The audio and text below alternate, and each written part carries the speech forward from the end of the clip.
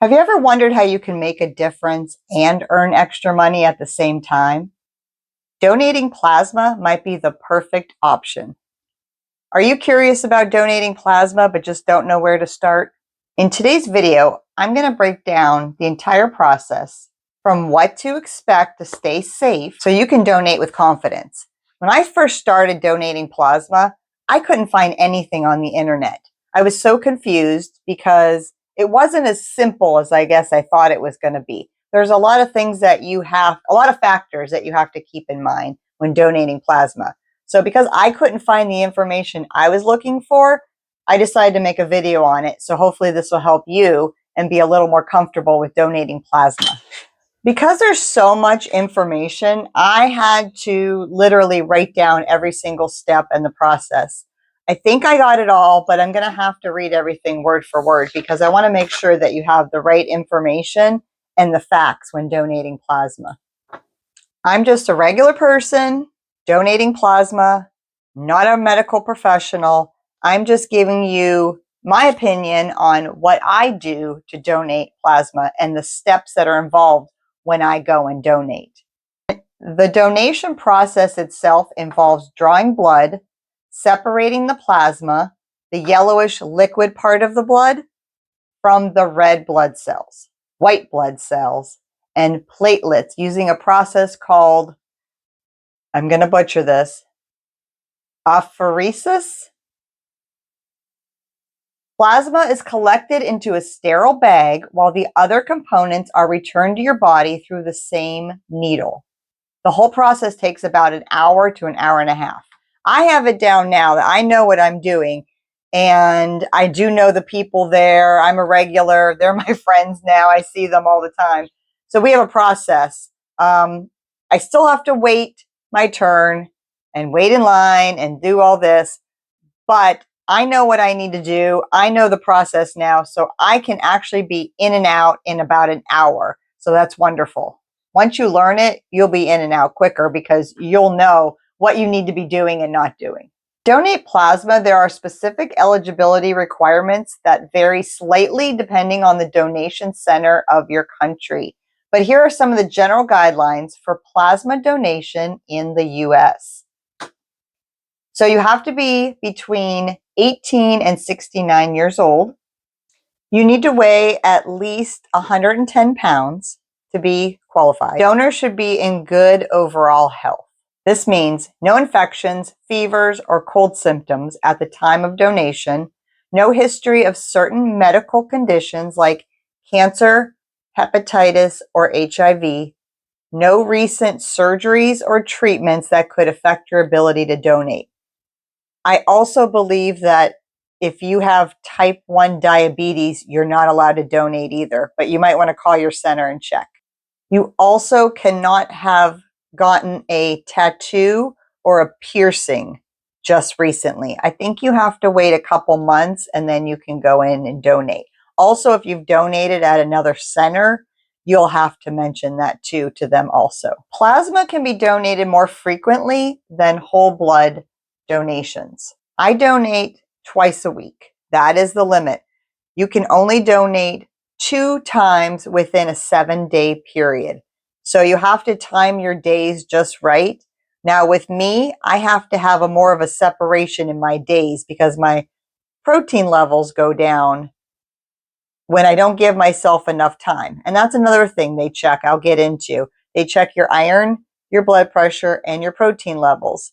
I need to go on days like Tuesdays and Fridays. I need more of a separation in between my days, where my husband can go Mondays and Wednesdays. Like he doesn't need that. I need those several days separation.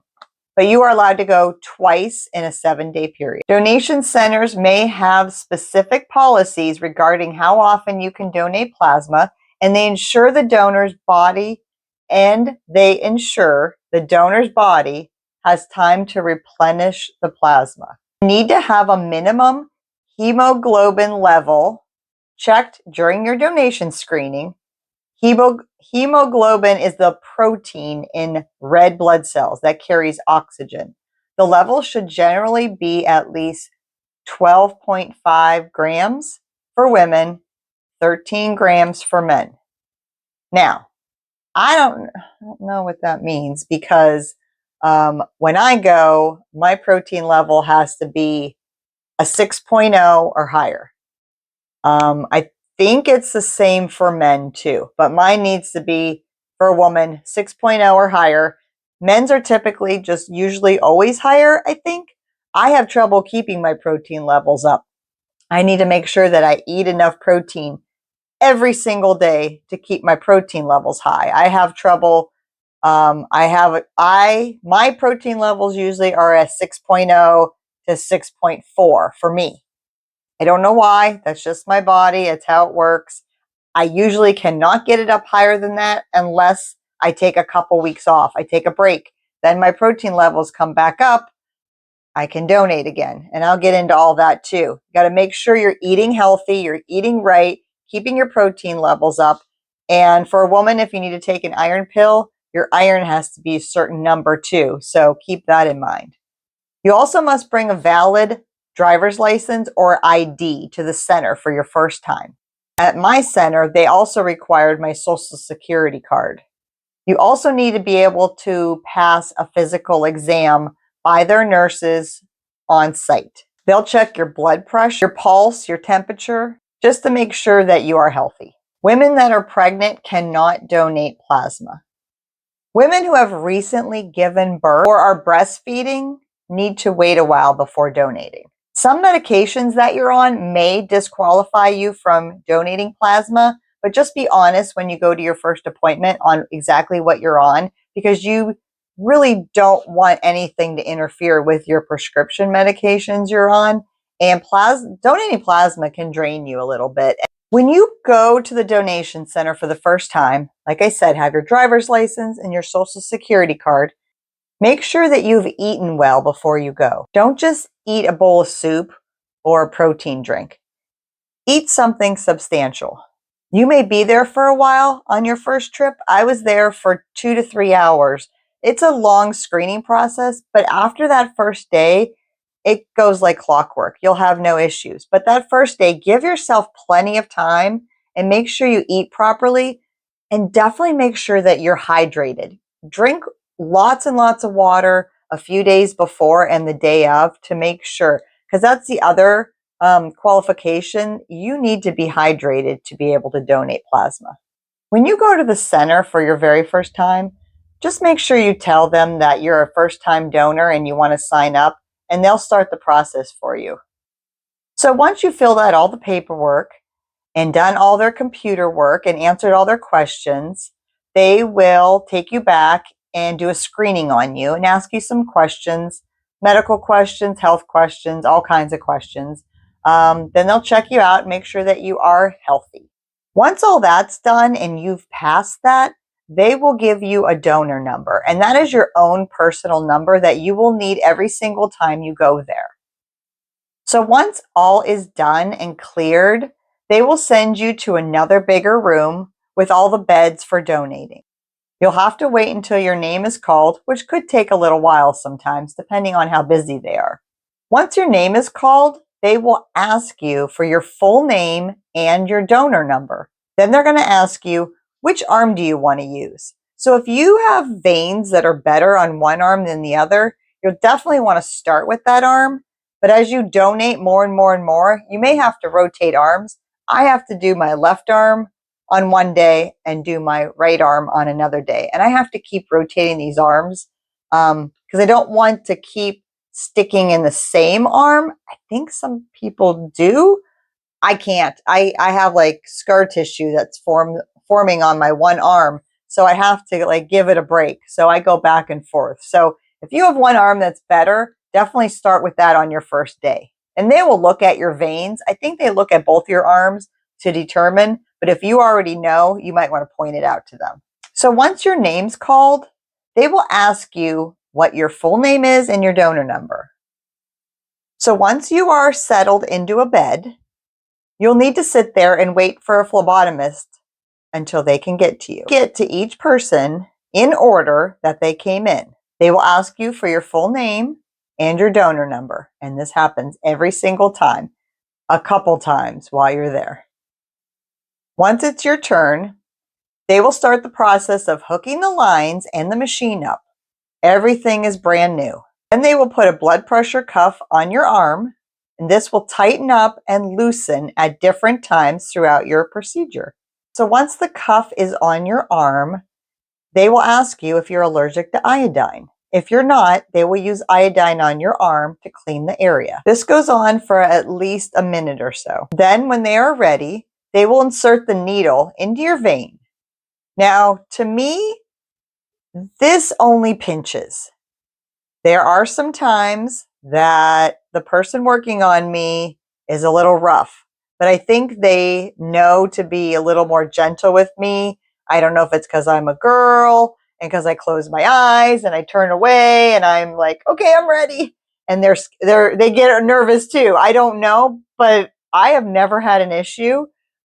I think one time, maybe twice in the many, many years I've been donating, they really got me. And I'm like, okay, that hurt, but not really, not really. It's really just a pinch.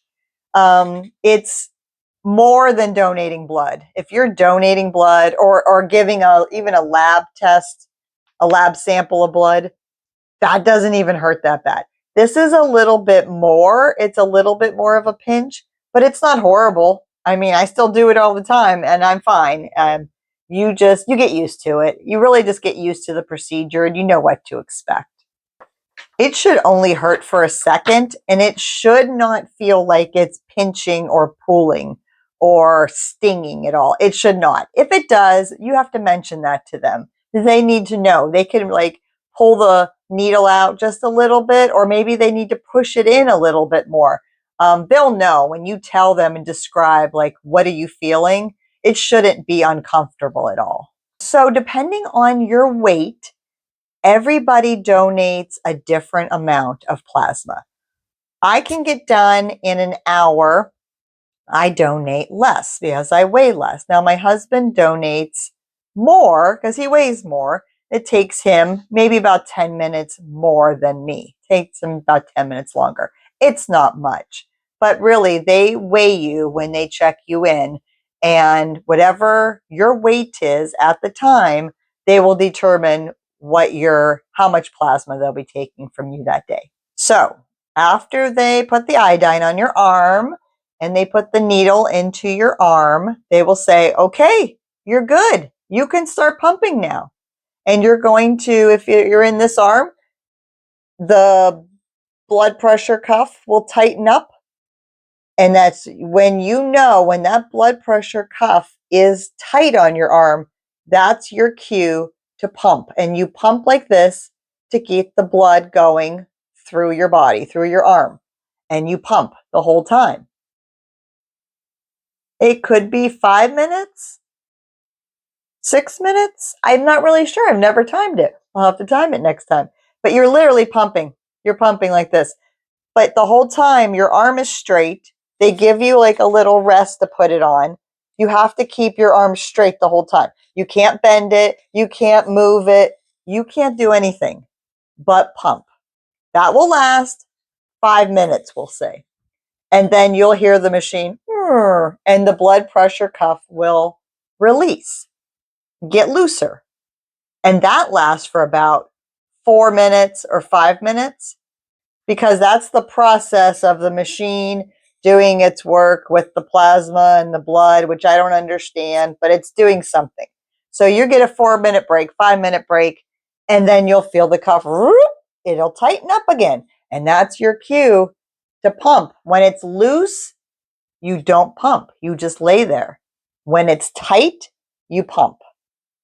And so then you pump, pump, pump, pump, pump the whole time. And it goes through this process. You'll see a number on your machine next to you.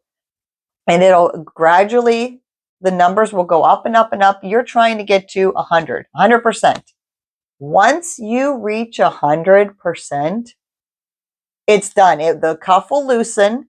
And now the machine is doing its work and magic and taking out the plasma and putting your blood back in, if that's the right word. I'm not even sure. It just happens. But that's when now you've got to sit there and all that blood or whatever is coming back into your body. And that's when I start to feel colder. I can just there's a change because like when you donate plasma, you're going to be tired. You're going to have low energy. There's things that I found that really help me afterwards. But I'm freezing cold in during this process and afterwards.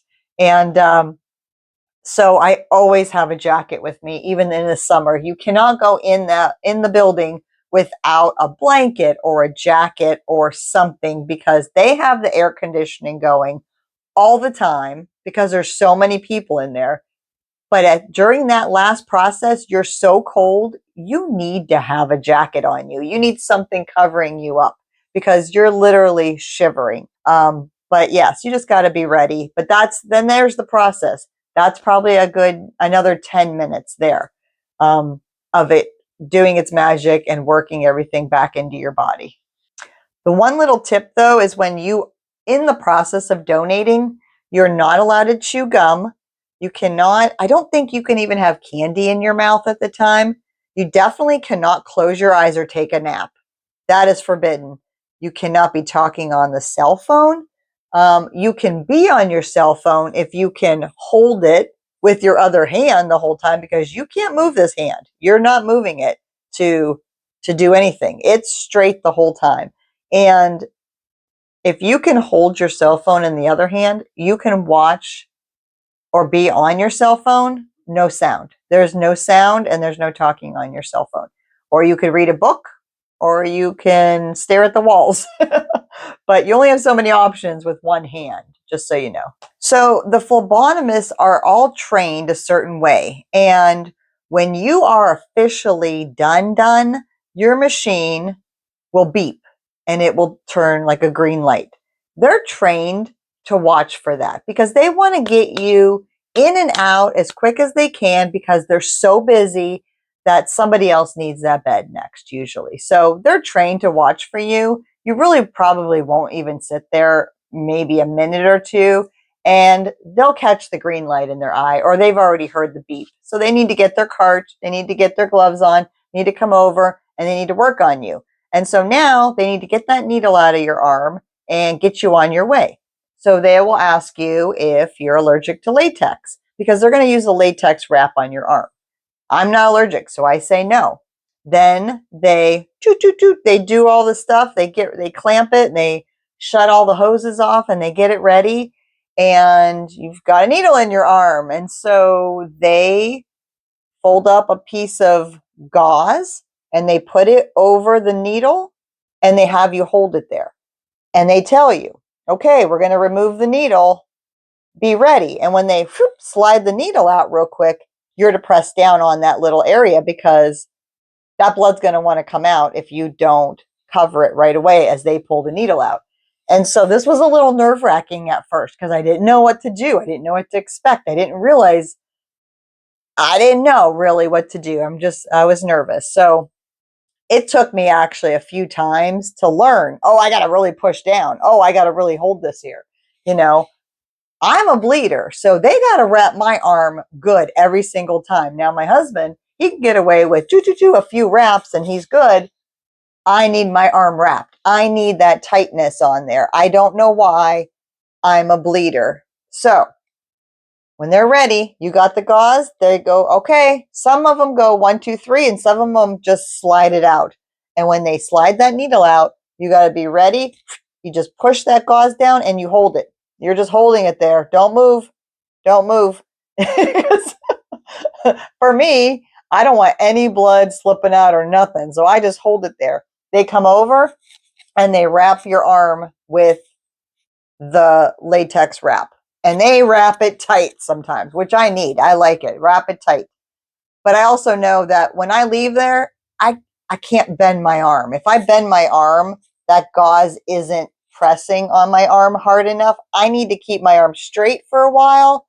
And I need to just walk out of there and just try to keep my arm straight and not disrupt the gauze that's pressing on that little hole.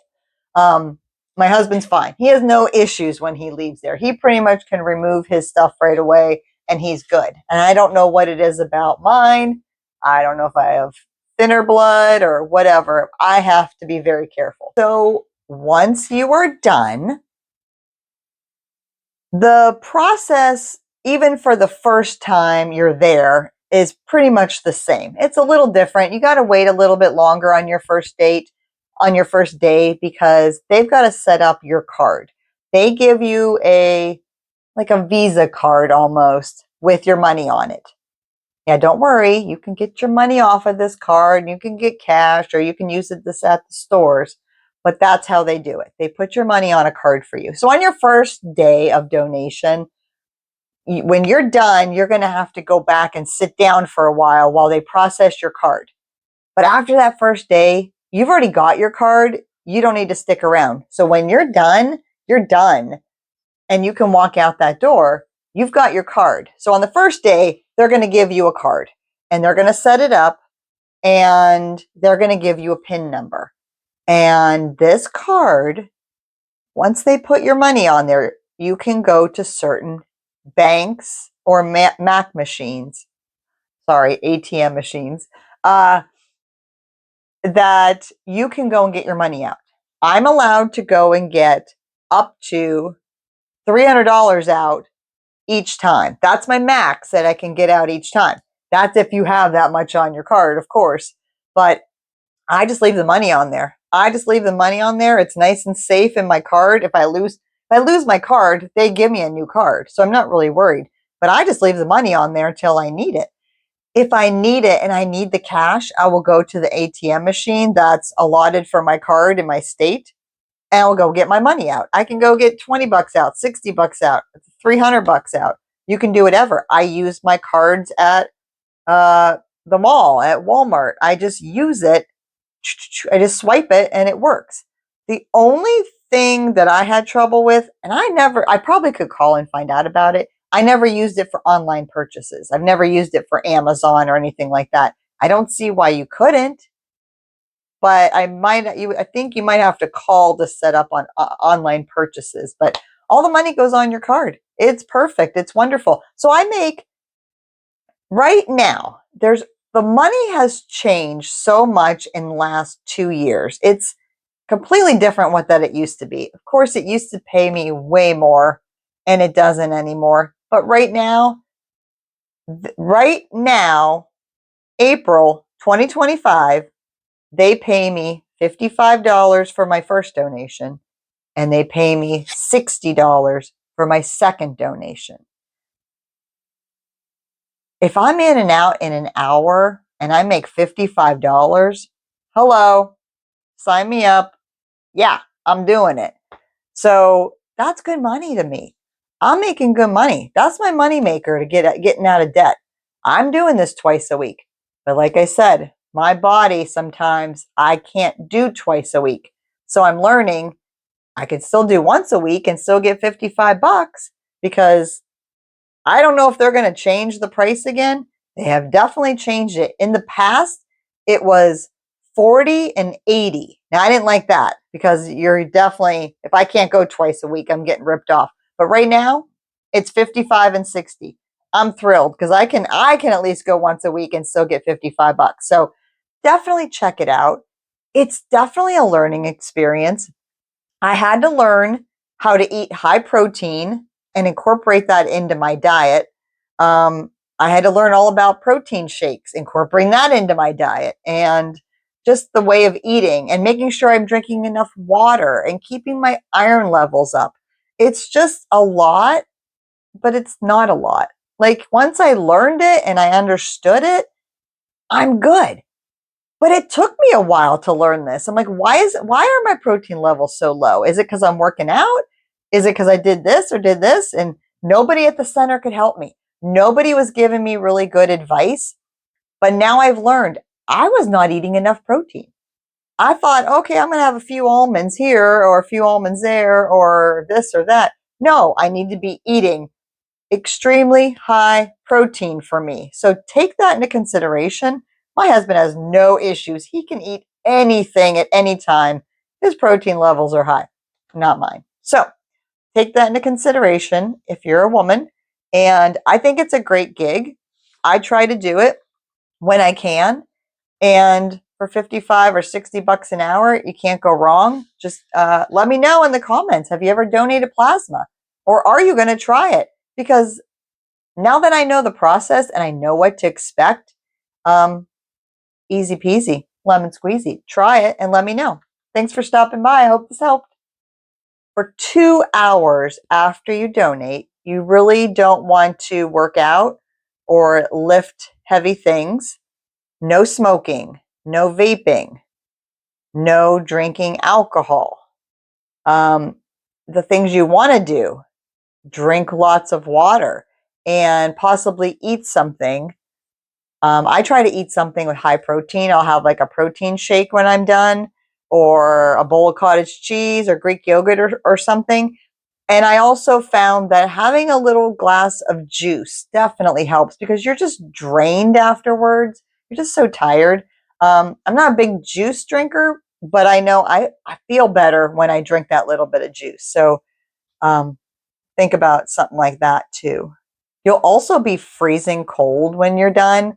I like to go in the evening, probably about an hour and 15 minutes before they close. So it gives me just enough time to like get in, but get out of there before they close. I don't want to just show up at 8 o'clock at night when they close at 8 because they get a little mad about that because they want to go home too.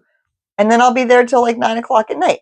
So I try to get there about an hour and 15 minutes before they close. It's perfect timing. It's not busy. I can get in and out. So when I am done around 8 o'clock, I go right home. I put my jammies on. I'm done for the night. I don't do anything else because I'm freezing cold and I'm tired. So it works out perfect.